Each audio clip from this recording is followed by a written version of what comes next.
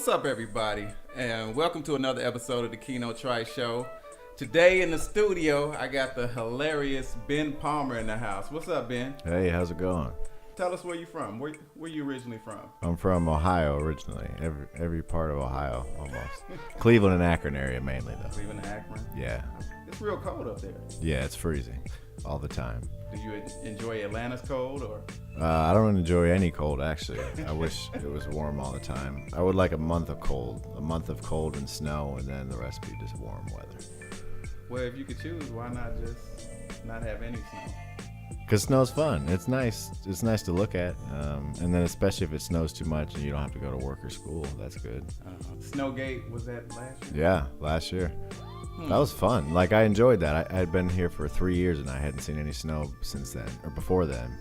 So that was nice. I mean, it was like, wow, I didn't realize I kind of miss snow. It's pretty, man. You wake up and then it's just everything's all white and pretty, you know. Well, it wasn't pretty for me. I got stuck at work. Like, I live literally 2 miles away from my job, and it took me an hour and a half to get home. At one point, I even had to abandon my car and walk the rest of the way home after I had sat in my car for an hour and a half. You were in that? Yeah, I was in it. Yeah. Damn. So you left your car overnight? Yeah, I just left it. I couldn't go anywhere. The streets was under damnation. It was crazy. What made you know that you were someday gonna be a comedian? Well, I always knew I was gonna do something, whether it was acting or making people laugh. I guess it just kind of grew. It started out as a dream, just like looking in the mirror and seeing that something was there. And then it became like, you know, making my friends laugh and then hearing people tell me I'm funny. That became like the number one compliment to me. Like, if I heard that, it would just like make me so happy. Oh, cool. So, you know, like got a book at the library about stand-up comedy. And then my oldest brother, Danny, started doing it about a year before me. And he lived down here before I did. He was in Atlanta. I was in Ohio. Okay. And he moved to New York. But before he moved, he had a roast. A goodbye roast, a comedy roast. And so I came down for that and I roasted him. And that was like my first time ever going on stage, like trying to make somebody laugh. And it went good, so I drove back up and I was like, I'm ready to go. I'm gonna do stand up now. So did you start in Ohio? Yep, my first set was at the Funny Stop Comedy Club in Cuyahoga Falls, Ohio, which is like right next to Akron. Cuyahoga Falls. Cuyahoga Falls. Cuyahoga Falls. Like our river. And there was a comedy club there. Yep, there still is. Who would they bring through there? Who's going to? All the D-list comedians. I mean, you get a couple guys you've heard of before, but most of them are like ridiculous, like acts, like the disgruntled clown or like the grandma from hell. Or Jimmy Walker. Jimmy Walker. Yeah, so I mean, every now and then you get a guy be like, oh, I've heard about him before, but mostly it was just people. I mean, they're funny people, but it's all a lot of like sticky stuff, you know. Right. They probably couldn't pay the big accent. Definitely not. No. They give you a plate. We'll give you $10 in a plate. The club used to be called Hilarities, and it burnt down, and so they rebuilt it and called it the Funny Stop. Okay. Was there any controversy to why it burned down? No. A small town like that. Fire in the kitchen. Right. Small town like that would be those religious folks. You bringing the devil to our town with your jokes. No. Oh, cool. So, got the comedy bug early. Mm-hmm. So, when you started off, how did that go? I did a lot better roasting my brother. I think there was laughter placed in certain areas of the set, but nothing where I was like had the crowd overwhelmingly as a group laughing together. It was just like some chuckles here and there and some awkwardness. Lots of awkwardness, actually. You can work with chuckles, though. You can work with chuckles. Yeah. Chuckles are, you can work with them. Right. I was really excited. I thought I did great. I was like, yeah. Because I imagine maybe it's probably a blue-collar town, so what they find funny is probably very limited, and you pretty much have to talk about work or something like that. Yeah. You know, I mean, sex, work. I think I was making some strange jokes, some cruel, dark jokes, and I thought I was gonna go great. I was like, man, they're never gonna hear anything like this, and I thought I was gonna get a standing ovation, and then you know, I mean, I didn't bomb or nothing, but I don't think it went too great. It was okay. Well, you probably was the best that night in that town. I mean, what was your competition up there? I didn't. Well, it was in a competition actually. It was every Tuesday they have an open mic. It's a competition. Oh, okay. but I didn't advance to the next round. Oh, you didn't have enough farm jokes. Who did you have to compete Right. with? I mean, There was this one dude who did like a goat impression all the time. And I think he won the contest the first time. comfortable doing jokes in front of your parents? I have before, yeah, and it's not the most comfortable experience, but I mean, I think I'm kind of getting over it. I don't think, you know. Are they strict? Did your mom like, man, I didn't know you talk like that? Right. Well, over the past several years, it's been an awakening, but they've gotten used to it. Okay. Are they religious? Oh, Yep. okay. Yeah.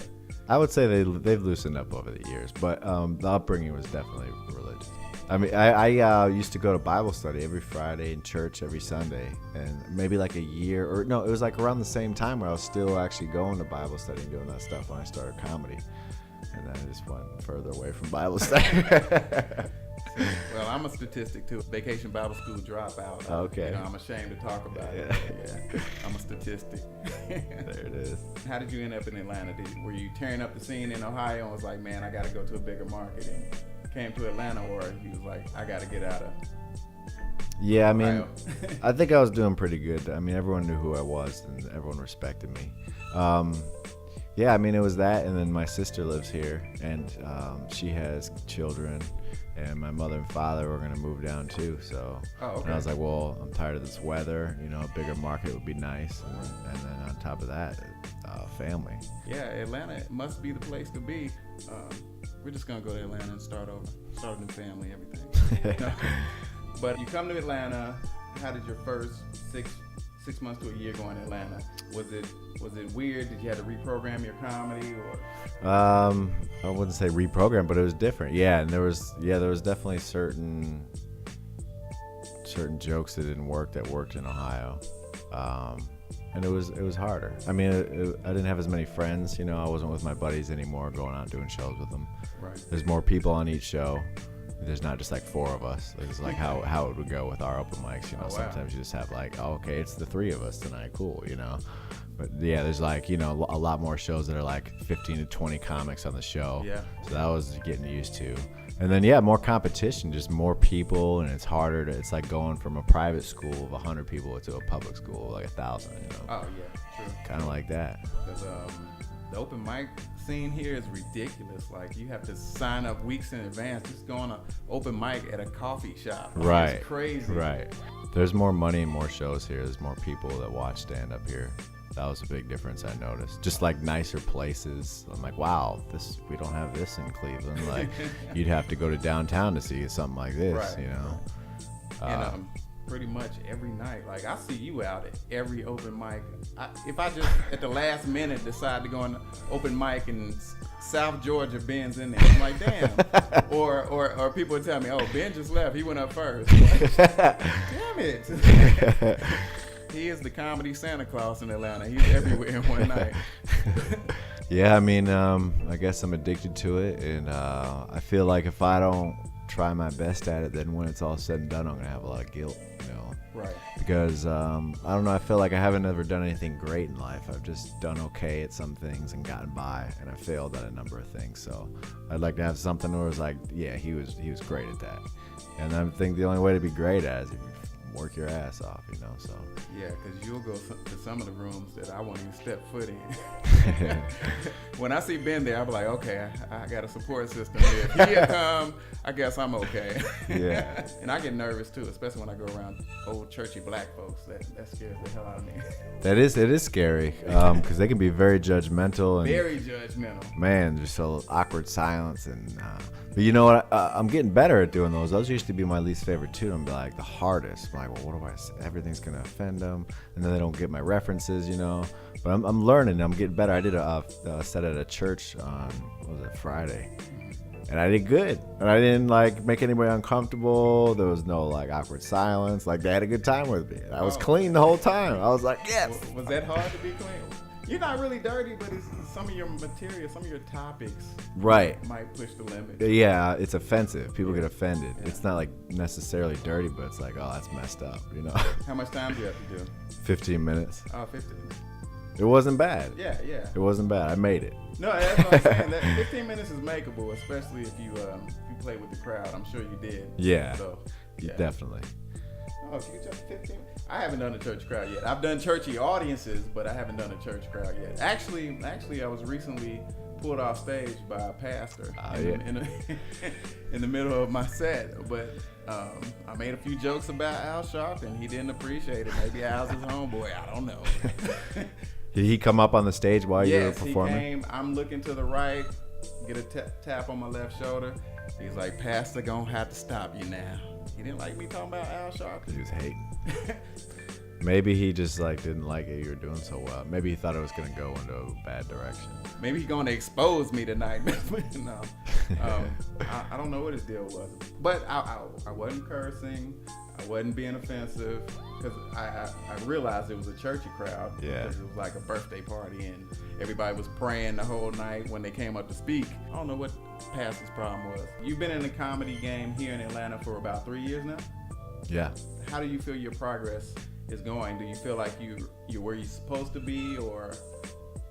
I guess I'm where I'm supposed to be, but I feel like it's gone well, but I mean it's hard, it's been rough.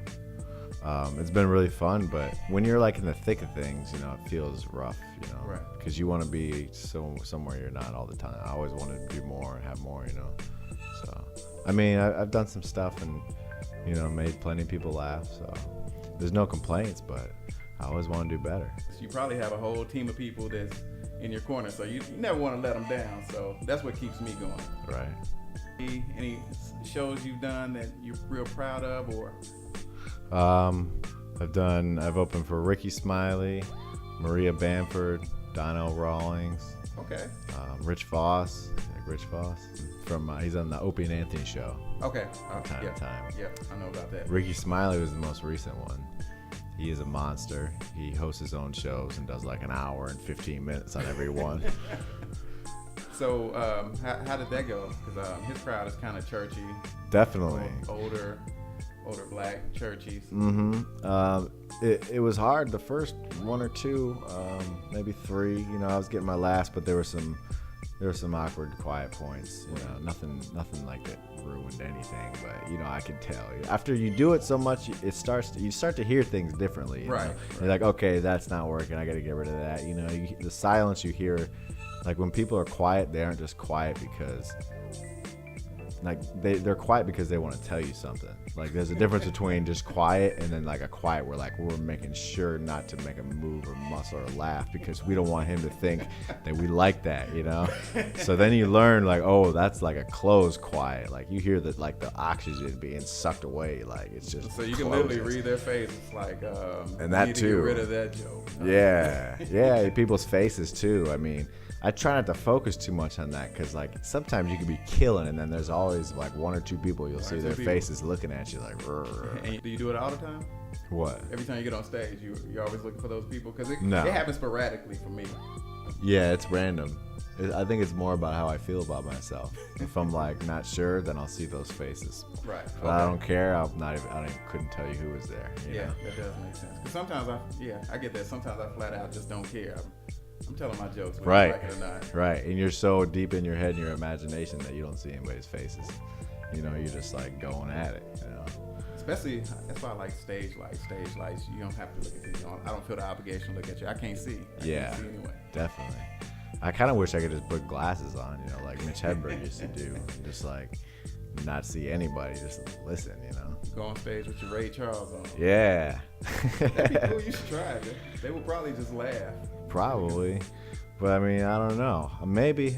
I guess like I feel like I still have stage fright. So maybe if like I come to a point in my career where like I want to get past this or something, and I have to use glasses, then I'll use them. But I want to get past it without sunglasses, Yo, we gonna take. This is a good time for us to go to break. On the break, we got a video of Ben Palmer on Judge Alex. Yes. Now, why were you on Judge Alex? Me and my friend Mike sued each other. Well, Mike sued me. We make up cases and then split the money for it. Hey, it is hilarious. It's hilarious. So the clip I got, Ben is a fool. So take a minute, take a look at it, and we'll be back. Keno Trice Show featuring Ben Palmer.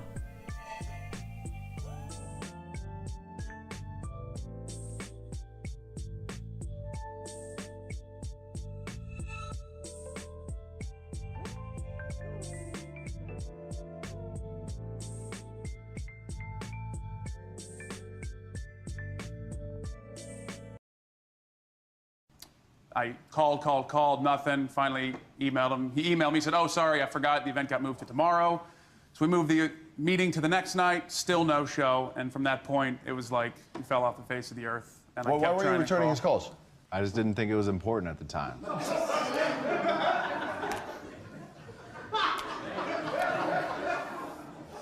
I am really, really trying to see what you saw when you decided to give him $4,000 to promote your show. Nobody feels dumber than me right now, Your Honor. Okay, so I don't know. do you know how procreation works, right? No. You know that there's like a million sperm that go swimming towards that one egg, competing to see which one can fertilize that egg. Yeah. I am amazed that yours won. Yeah.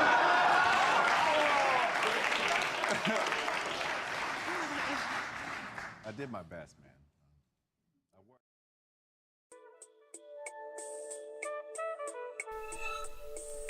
Yes, we are back on the Keno Trice Show featuring Ben Palmer. Y'all just saw the video. Who won the dispute? Michael won, which is good for both of us because that was the plan. The court show pays the win out, so they paid Mike, and then Mike gave me half of it. That was the plan from the beginning. Are we supposed to even be taping it? Is that supposed to be public knowledge? Too late. I already cashed the check. I already spent the money. So, have you done a lot of TV? I've done 3 court shows. Judge Alex twice and Judge Joe Brown once. What's your record on the court shows so far? I'm 2 and 1. I'm 2 and 1. So you won 2 of your cases. Yeah, I was a witness as one, a plaintiff as another. I won both of those, and then the defendant was my loss. And when I saw it, I was like, wait a minute, that's Ben. And I was believing it too, like, cause they're comedies. Before I really knew him, I was like, man, that's messed up what Ben did to somebody. What advice would you give to somebody just starting? Because don't put any limits on yourself, because maybe you can. Some people are just really good, man. But I mean, it takes work. It takes work. I would say go up every night. Sometimes comics will write me or ask me what they should do with a joke, or I don't know how to make the audience laugh any more than you do. You just got to figure it out yourself. I can look at a new comic and tell what stage they're in. You see them early, they're writing shock jokes, just anything that can shock, any 4-letter word, anything nasty, or talking about rape or sodomy. It's just Right. It's crazy, and when I see it, I'm like, But that's the maturation process. Definitely. You have to go up. You have to get the experience to get better. So Yeah, make yourself go. I think I watched a Conan O'Brien interview, and he said when you're about to be called on the stage, there's 99% of your body says don't do it, and then there's a 1% that says go. And he said listen to the 1%. So put yourself in those situations. Put your name on the list and go sit down. And then when you hear your name, just force yourself to get up there and see what happens. I've been there. Yeah. Been there. So all you new comics out there, you got to go up. And if you suck, it's okay to get off stage. It is okay. Cut it short and get off. We'll all thank you for it. So in comedy, do you find groupies on the scene? There's groupies out there. It's a different level. Maybe instead of 1,000, you got about 3 of them. They're not your 2 Chainz and Rick Ross groupies. So do you have a problem with groupies? Or A problem with them? them? Off with a stick? No, I don't groupies like that. Not really. I get people online, but it's not. No one's like sending me pictures of themselves or anything like that. I get those online messages where, hi, my name is Algenia Rabarez. And Yeah. some foreign. Hello, my dear. I had one the other day where the lady said, "How's your health? How are you doing?" I'm like, "How's your health? Is that the new? I want to sell you some ass." Right. How's your health? How's your health? So We just met. You can hit the chicks up in the bar. So, how's your health? How's your health, baby? That probably worked. It's different. It's different. What? What do you want? What? My health. Buy me a drink. She wants you to help with her copays. That's Mm-hmm. What is your process in writing? Are you a person that can sit down and just start writing jokes off the top of your head? Does it come to you in dreams? Yeah, it comes to me probably in dreams first, and then I remember it in real life. But yeah, stuff comes to me out of nowhere. I'll be at work, think of something, or it comes out of writing too. I'll sit down and write, and you just write about whatever is on my mind, and then stuff comes out. I don't really have like a sit down. Okay, I want to write about this. That never works for me. I'm like, all right, now I'm gonna do jokes on women, and I try to write jokes. It doesn't work like that for me. I just write, and then something comes out. I'm like, okay, that's funny, and I'll try it out. Yeah, stuff happens too, and then it just inspires you to write something down or to say something on the stage. I think one time my car got broken into, and it wasn't working. The battery was dead, and they broke the driver's side window and opened the hood of the trunk, or the hood. They opened the hood and then took the battery out, and the battery was dead. They stole a dead battery. So then I write down. I was like, oh, I made a joke about getting robbed for a car that doesn't work, and then the robber fixing it for me or helping me fix it. Yeah, so stuff like that happens. That's real life. Yeah. And that's funny as hell. Because first of all, you're pissed. You pissed that somebody broke into your broke down car, but then it's kind of funny when you think about it, and they lazy ass stole a battery that was dead. It was dead. They probably were so mad when they got it. They were all excited about all the work they did to get to it, and they broke glass and everything. And then they put it in the car, and it was like, all right, let's go. But nope, you ain't going anywhere. I guess if you break into a car, you don't have time to test the battery. Right. do that old school test. I don't know if you've seen an old school mechanic, but my dad, the way he would test a battery is to take a wrench and hit both ends at the same time. You seen anybody do that? That is the most dangerous, crazy backyard country Bama mechanic type stuff you could do. That's nuts. But yeah, that's how the old men Just smack it with wrenches. Smack it with wrenches, or like there was something called a solenoid. Like I used to see my dad tap the solenoid in the side of the car to see sparks. Oh, it's not the solenoid. Like really? Like where did you learn that? That's probably a really good way too, though. The most simple stuff like that. That's it. They probably have like kits you can buy at Walmart to test it, but hey, all you gotta do is smack it with a wrench. So I guess if you're a battery thief, you might need to carry a wrench. You heard that first on the Keno Trice show. We want to teach you. If you're gonna steal, we want you to be the best at it. Okay? That's right. Stealing a dead battery, no one wins. No one wins. Everybody's pissed off. How is Ben Palmer navigating through this Atlanta comedy scene? I feel like if you focus too much on enemies and cliques, then you'll just end up being unhappy. So you just gotta go out and have fun.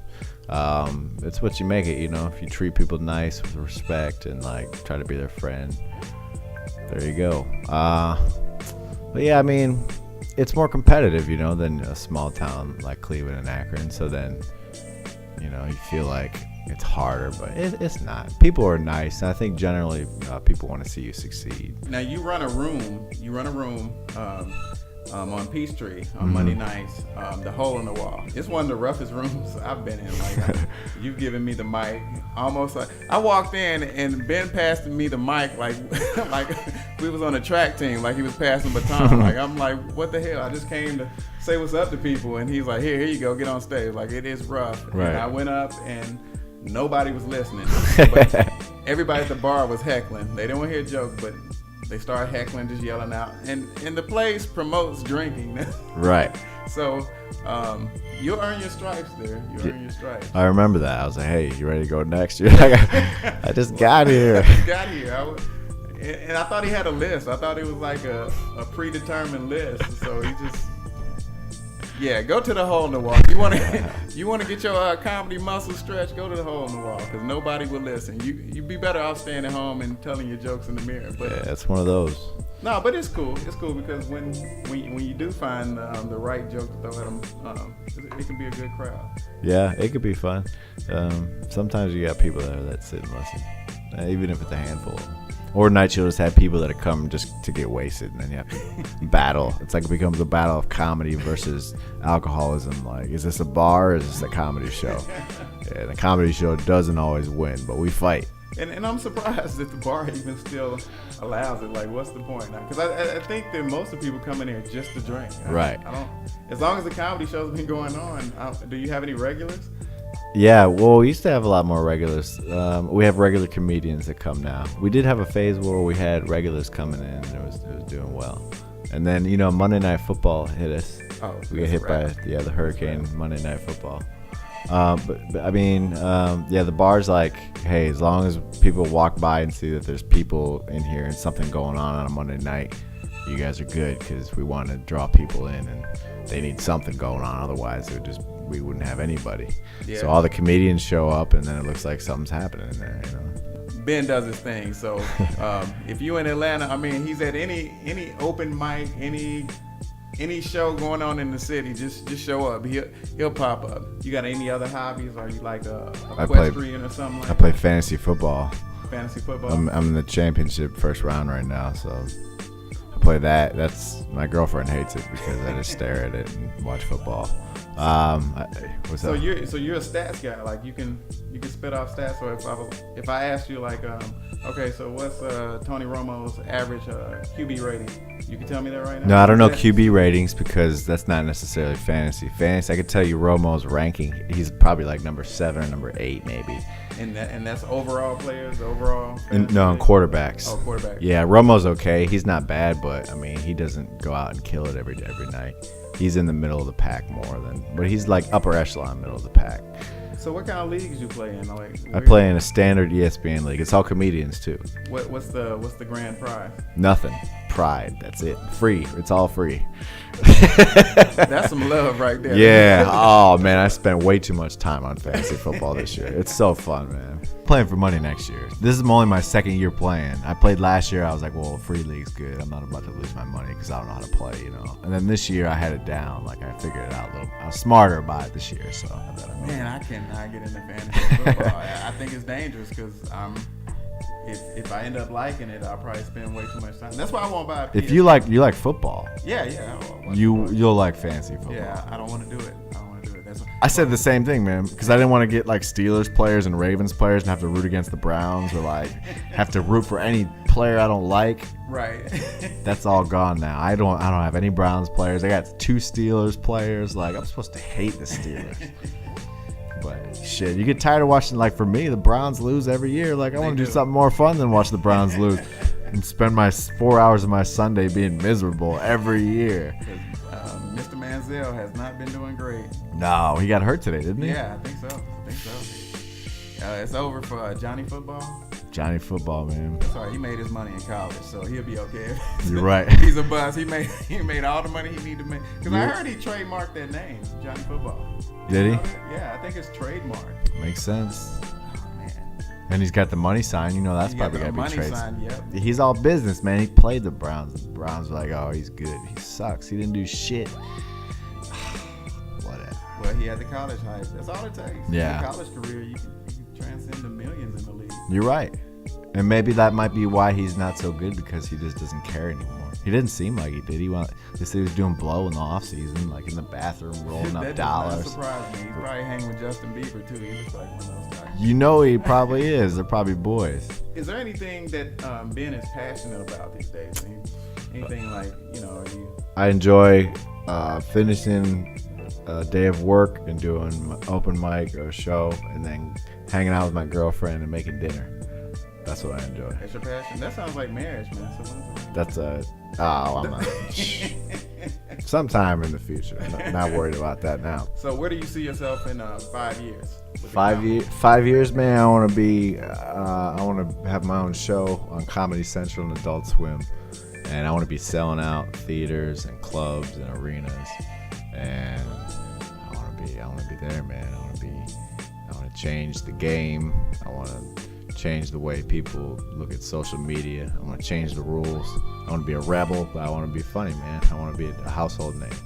So before we get out of here, talk about your I Got the Job. You have a movement on Facebook. You're a customer service connoisseur of sorts, right? Yeah. I respond. I go on company pages on Facebook, and their customers are on there complaining, and I respond and act like I'm a customer service representative for the company. Where can we generally read that? You post it on Facebook? You can go on my page. I put it on Instagram too, Palmer Grams. I can't even repeat some of them, but they are hilarious. Like, this dude is crazy. It's fun, man. It's a lot of fun. Go in on people. Those are the best ones. There's so many idiots, and just like people who are complaining about the dumbest shit. Some dude complained about that Aquafina put too much water in their water bottles because when he opened his bottle, sometimes it would tip a little bit and spill water on it. I'm like, man. Oh, don't you love the internet? It exposes all of the ignorance. Yeah. It's fun, man. Some people just throw softballs and you can just smack them. Like, one lady just like all caps lock yelling about how they canceled her order like 3 times and they wasn't supposed to be canceled. And I was like, what's your order number? Because we'd love to cancel it again. People relate to it. It gets them, man. People think it's funny because we've all been there. I mean, I've been on both sides. I've been the asshole being mean to the person on the customer service line, and I've worked customer service jobs before too, where I wanted so bad just to say what I wanted to say, you know. So this is like I can actually say whatever I want. and it's good having you come do the interview, Mr. Ben. Where can we find you on social media? Since we were kind of talking about you're on Facebook. Yeah, Facebook, just type in Ben Palmer. Or you can go to Google and type in Ben Palmer, comedian, or just Ben Palmer. I'll come up there if you type in Ben Palmer. My Facebook will come up first. Okay. That's the most entertaining Ben Palmer you can get is the Facebook Ben Palmer. Yeah, Facebook. And on Twitter, you're Palmer Tweets? Palmer Tweets, and Instagram's Palmer Grams. Palmer Grams, Palmer Tweets, and Ben Palmer on Facebook. So there you have it. Go check him out. So there we have it. Another episode of the Keno Trice Show wrapped up. Ben Palmer in the house. Last words, Ben Palmer, to the people out there listening. I'm glad you listened. I love you. I hope I can keep making you laugh. Keno, thanks for having me on, man. It's been a great time. Anytime. I asked you personally. Ben is killing the game, and he's one of the funniest dudes in Atlanta. So you'll see him soon. You'll know him. He'll be a household name in 5 years. So everybody out there, thanks for listening, being cool. Keno Trice, Ben Palmer, and we out. Yeah. Holla.